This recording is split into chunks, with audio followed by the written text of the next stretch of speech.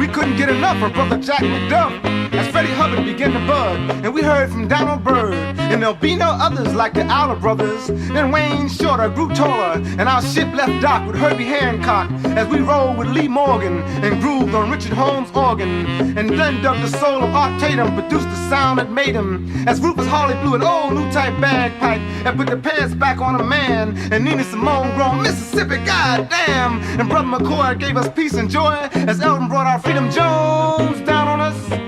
And Charles Lloyd filled the void, and we watched Roland Kirk work. And with a sigh of relief, listen to Yusef Lateef blowing a flow of flurries of peace from the east as Pharaoh Saunders floated down the Nile with Brother Leon Thomas to herald the promise of peace and happiness throughout the land. All praises due to the creator of the black man.